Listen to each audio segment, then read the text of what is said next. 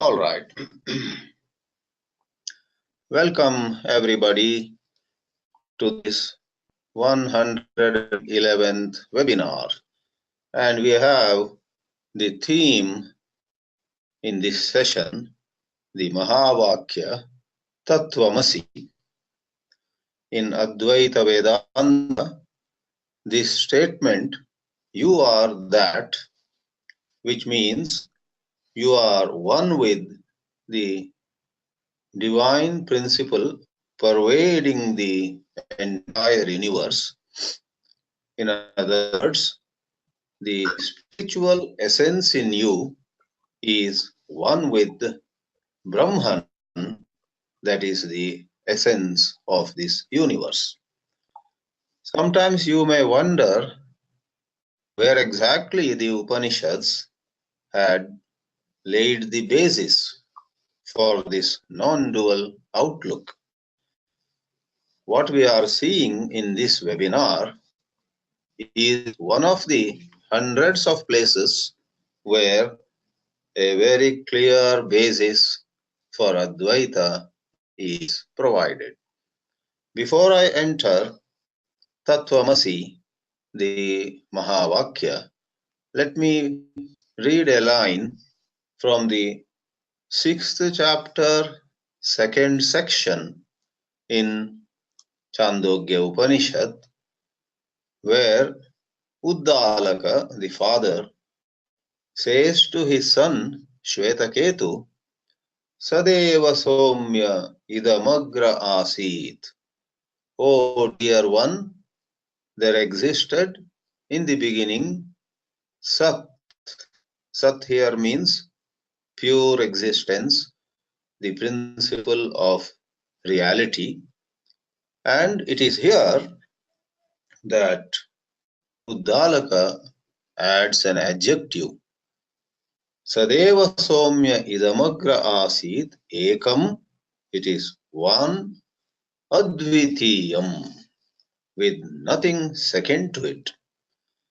Therefore, Advaita has the basis here, Advitiya.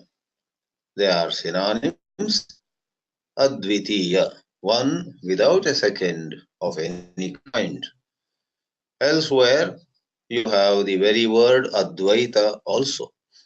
To mention quickly, in Chāndogya Upanishad, 7th mantra, Shantam Shivam Advaitam Turiyam. These words are used. So Advitiya, Advaita, and in other ways, Neha Nanasti Kinchana, there is no plurality whatsoever, have been said. Now, in this very 6th chapter of Chāndogya Upanishad from the Sāma-Veda, you have 9 occurrences of this mahā-vākya TAT TVAM ASI. It is the statements of the Upanishads and a certain supporting logic, how it can be. Shruti is the Vedic statement, Yukti is the supporting logic, and Anubhuti, personal experience of a number of mystics, such as Sri Ramana Maharshi in relatively recent times. It is these Shruti, Yukti, and Anubhuti that have made a large number of us followers of Advaita Vedanta take this revelation very seriously, literally, and we then go about our sadhana, spiritual practices, with that understanding. To quickly mention how Sri Ramana Maharshi endorses and upholds this Advaita view, which is then going to be presented in the light of the TAT TVAM ASI statement. I wish to say how in Saddarshanam, in the very 3rd verse, Sri Ramana says, Sarvairnidanam jagatohamascha Vachya prabhu kaschidapara shaktihi Chitretra lokyancha vilokitacha Pata prakashopi abhavatsa ekaha. Everyone talks about the universe, the individual I, Jivatma, and the Supreme Almighty Prabhu, God. And then in this verse, Ramana says, this is like a canvas on which a wonderful painting is given. And in this chitra, in this painting, in this picture, the one who sees the canvas, the light, one that is seen are all one.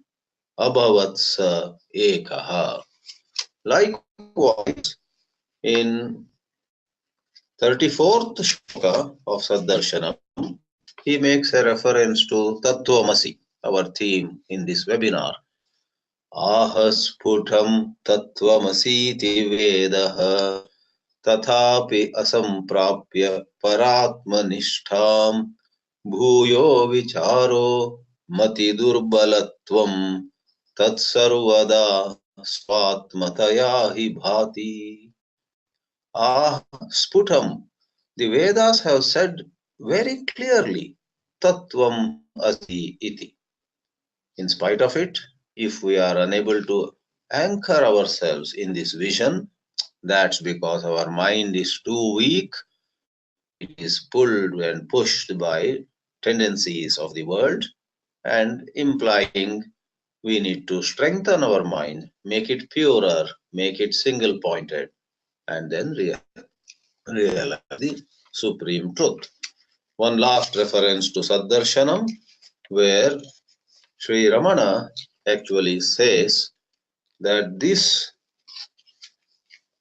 unity of the outer world and ourselves, once more, the Advaita, all is one. Even the division between what is other than us and what we are is not tenable. So he says, let me read one last shloka. Ajna vidnasya cha vishwamasti purvasya drishyam jagadeva satyam parasya drishyashraya bhutamekam satyam prapurnam pravibhatya rupam. The ignorant and the enlightened both see the universe.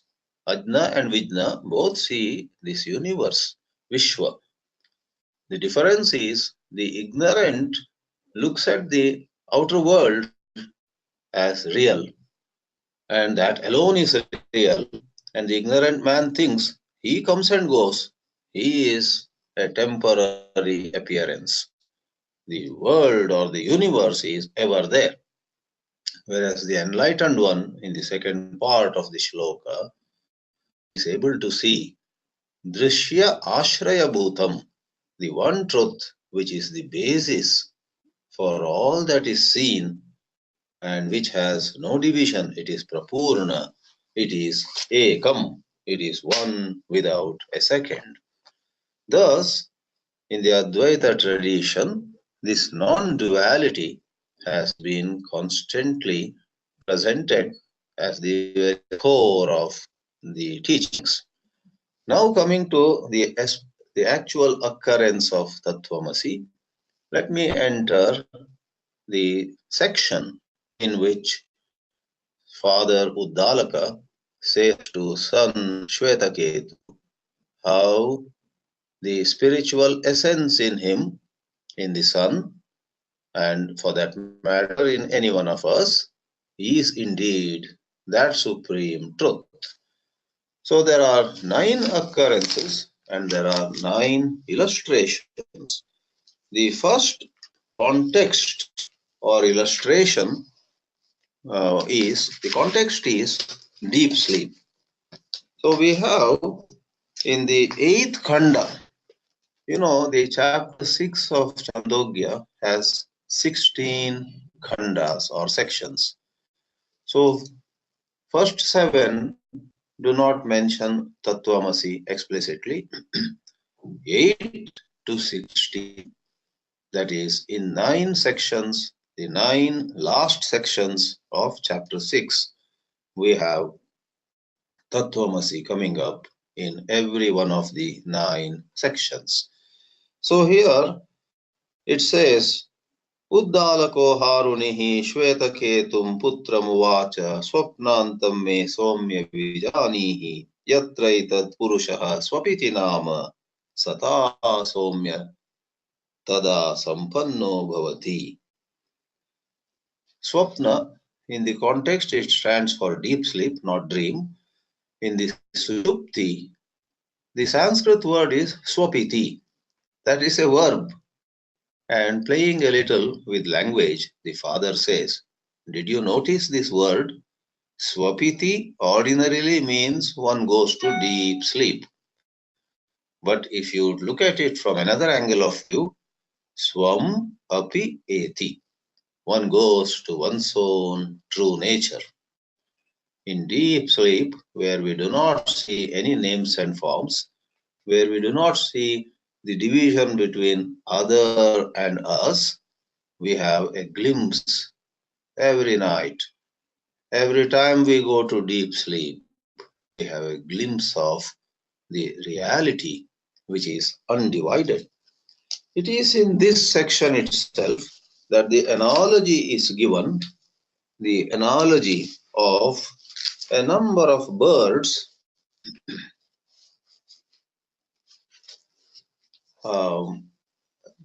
flying over a ship, and one particular bird has been tied to a post on a ship, and there is, let us say, 200 meters long thread to which by which the bird is tied.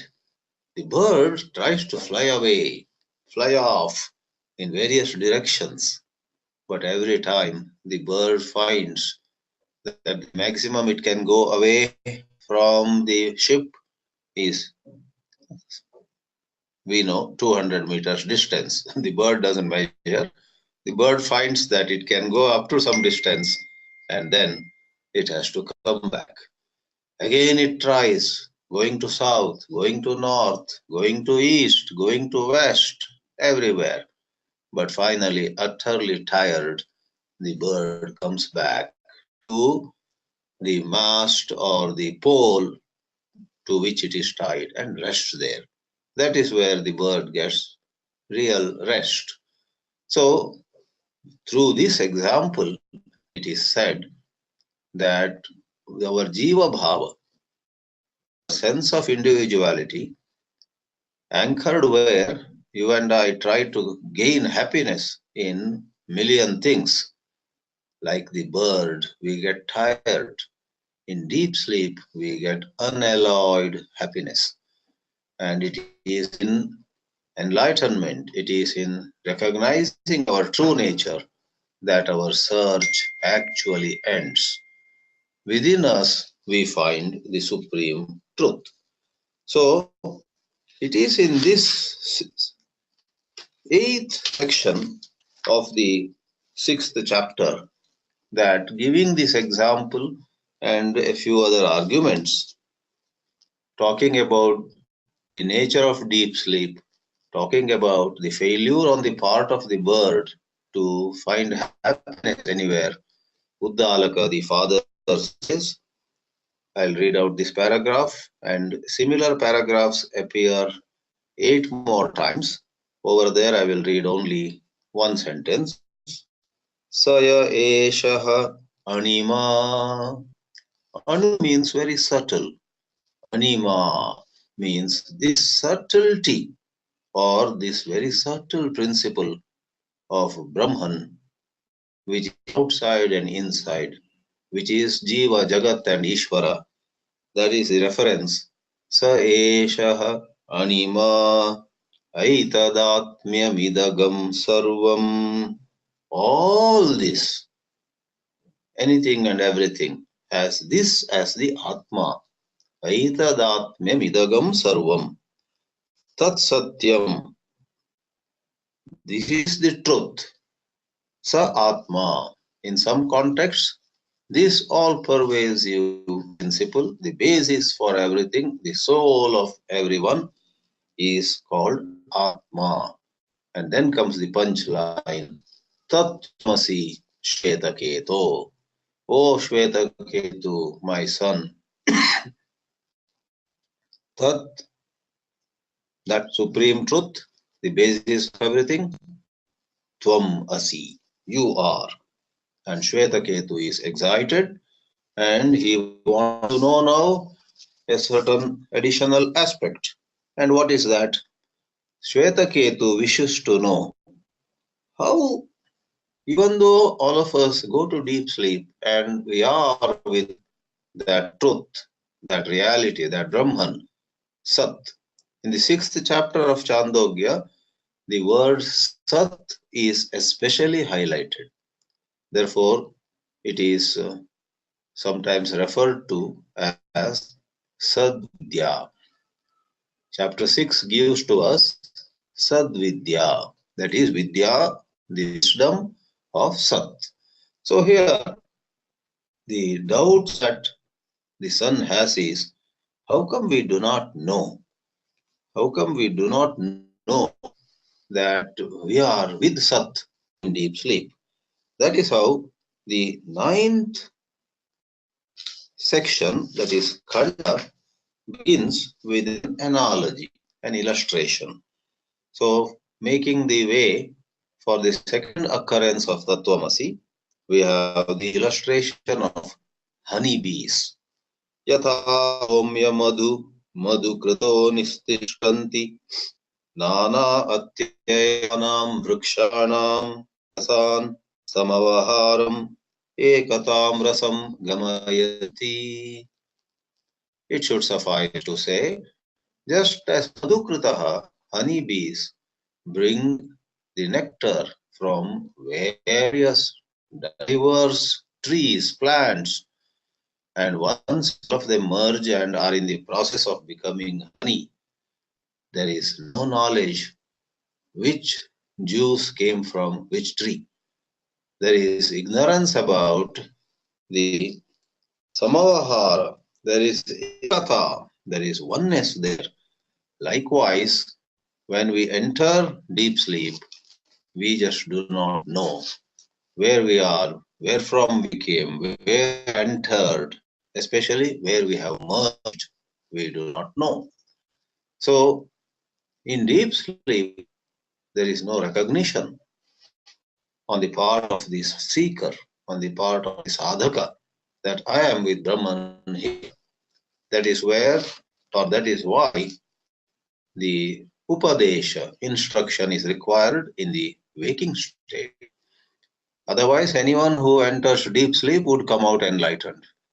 But that doesn't happen, for there is no recognition of one's own true nature. Once there is right instruction and right reception of that instruction in waking state, one can know clearly one's own true nature. Therefore, in the 9th section, that is second among the 9 occurrences, you have again the same statement. Saya esho nimaitadatmyamidagam sarvam tat satyam sa atma tattvamasi Shwetaketu. And like in the early paragraph, here too, Shwetaketu says, Bhuya eva ma bhagavan vidnapayatu. Tell me more, tell me once more.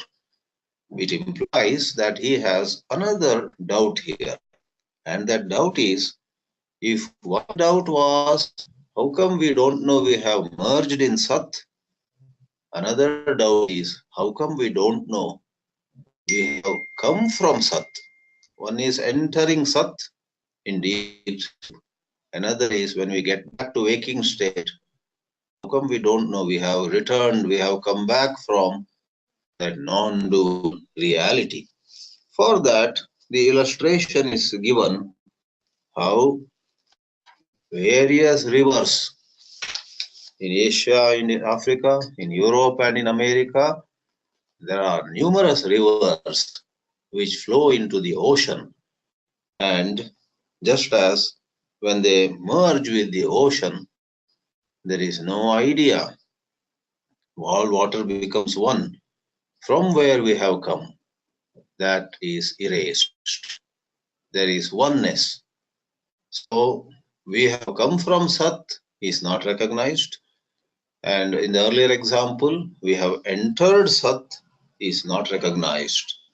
So that is the example given in the 10th Khanda, 8, 9 and 10. Likewise, we have the fourth occurrence responding to a possible doubt in Shwetaketu. How in the case of a river or ocean, there are bubbles, there are waves, there is foam, and all of them get destroyed. So, same way, how come some of us, if not all, some of us individuals, rather than getting enlightened, may just get destroyed? Why don't we get destroyed? And without going into the Sanskrit words, let me tell you, in the 11th Khanda, that is paving the way for the fourth occurrence, Uddālaka gives the example of how you have a tree, and if you cut a branch here, if you cut a branch there, the tree would not die. The tree continues to live.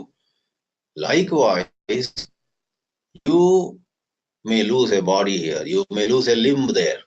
You die, that is, you go from one life to another life. People may say, oh, he died. No, the essence in you doesn't die at all. Just as a little branch here or a little branch over there is cut, but the tree remains alive, you and I also, no matter what financial loss, what loss of name, what loss of life itself seems to happen outwardly, we are that indestructible spiritual essence. And in this 11th section also, towards the end, Uddālaka says, you know, that indestructible essence that I described with the analogy of the tree, TAT TVAM ASI. You are that indestructible essence. Now there is one more doubt. How is it all possible that this anima, this subtlety, anu is the adjective, anima is the abstract noun. Subtle and subtlety, just as white and whiteness, black and blackness. So, how come this subtlety, which is invisible, which has no name, no form, becomes this entire universe of unbelievable, countless names, forms, colors, sounds, touch, and everything? The example is given. Here there is a little workshop that the father conducts. He says to the son, go and get a fruit of the banyan tree. Nyagrodha phalam ahara. And the son goes and fetches a banyan fruit. Open it, says this father. The son opens it, and what do you see? I see lots of seeds. Cut open that seed also. And as the son cuts open the seed also, finally he is unable to see any more parts. Then the father smiles and says, you know, how these tiny, almost invisible seeds of the banyan tree give rise to the vast tree. From something that is so tiny, almost invisible, the seed, that big tree, which is so impressive, comes out. Likewise, my dear son, Brahma, that Sat Ekameva Advitiyam, without name and form, gives rise to this vast universe with all its varieties. So then, this completes 5 occurrences. In the last 4, the son is very eager to know how exactly do we go about realizing this highest truth. And another workshop is conducted by the father. The father says to the son, Shwetaketu, get a bowl, get a vessel filled with water. The son runs and gets a vessel filled with water, take some salt and dissolve it in this water. The water is, the salt is put in the water, it dissolves. And very soon you can see the salt. And then father says, take a little from top and taste it. Take a little water from the bottom and taste it. Take a little water from the middle or sideways.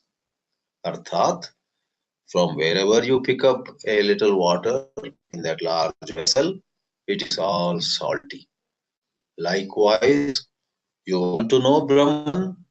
Once your mind is pure, you can see Brahman everywhere and anywhere. In rich people and in poor people. In good-looking people and people who are not blessed with much looks. In scholars and in utter ignorant people. Everywhere and everywhere, anywhere, you can see Brahman, just as you can taste salt in the entire vessel. And then it is in the 6th chapter of Chāndogya that a case is made for Guru, Acharya. The context is this, and Acharya is one more major upaya. Upaya means how do we to know the means. So Acharyavan Purusho Veda is the statement that appears in the Chāndogya chapter 6 we are now studying. We have a story of somebody from Gandhara Desha or Gandhara Desha. It is believed that Gandhara Desha today is Afghanistan. Afghanistan has in fact a city called Kandahar. That Kandahar is said to be a modern form of Gandhara. So Gandhara Purusha gets abducted.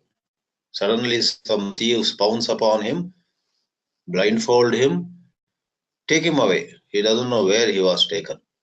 And finally they drop him somewhere, maybe 100 miles away. After, of course, taking away all his wealth, all his gold chain, maybe other ornaments, cash, and that.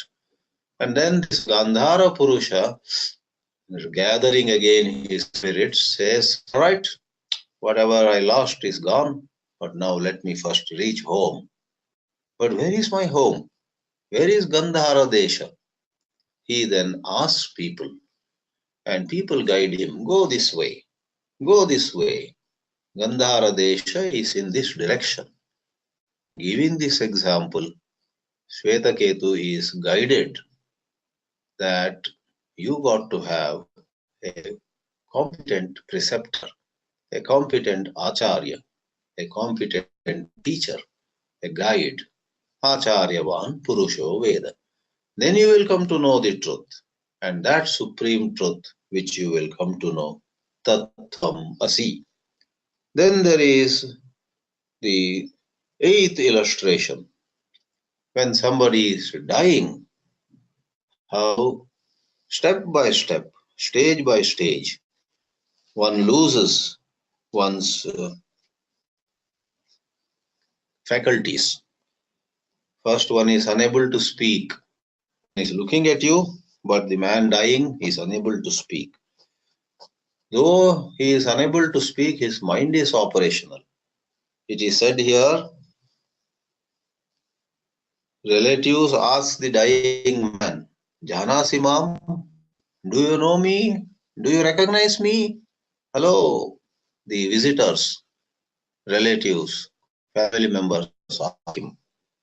And initially, when he is able to speak, he says, yeah, how are you? Saying their names, he even responds. Then, Asya vak manasi sampadyate. The speech stops. In a poetic language, it is said the speech as though merges in one's mind. Vang manasi sampadyate. And after some time, his mind also is not operating. But he is alive. Manaha prane sampadyate. He is breathing and other physiological functions are going on. And then the Upanishad says, pranaha tejasi sampadyate. Many of his physiological functions also stop, but the body is warm, tejaha. But then finally, tejaha, that warmth of the body also disappears. But the Upanishad has this to say, the essence in that dying man or dying lady is not gone. The essence is called Paradevata. Tejaha parasyam devatayam atha na janati. Doctors come and declare he is clinically dead. But the spiritual science says nobody is dead. Therefore, Pujya Swami Chinmayanandaji used to joke, every body dies, but nobody dies. You are that Paradevata. Thus, that is the eighth illustration given, and that Paradevata, that supreme truth, you are Tattvamasi. Sa esha anima aitadatmimidagam sarvam tat satyam sa atma Tattvamasi Shwetaketu repeats in every one of those examples. Now coming to the last and ninth illustration, it is said that in order that we may realize who we are, we will have to abide by truthfulness. Elsewhere in Mundaka Upanishad, it is said, Satyameva Jayate, or it is said, those who have Satya will come to know this truth. Satyena labhyaha tapasa yesha atma samyagnanena brahmacharyena nityam. So it is by truthfulness above all that one can know the supreme truth. Call it truthfulness, call it integrity, call it absence of contradiction, absence of duplicity. Whether you go by the law of the land or not, in the spiritual science is secondary. We don't disrespect the law of the land, but we say, law of the land after all is man-made and the laws change. So while they have a place of their own, what is most important is in the spiritual context, you got to be true to yourself. You cannot hoodwink, leave alone others. You cannot hoodwink yourself. You cannot let yourself down. You cannot live a life which is in contradiction to your own values in your bosom. That is Satyam. So the illustration is simple. The illustration is there is a theft and the thief is caught, but the thief says, I have not stolen. And apparently they had in olden days, this is subject to faith, and I personally believe in it because there are other factors involved. The thief is, or the accused is asked to touch an axe, an iron axe, which is very hot. So when the thief touches it, if he is really the thief, his hand gets burnt. If the accused is not the thief, he touches the hot iron axe, nothing happens to him.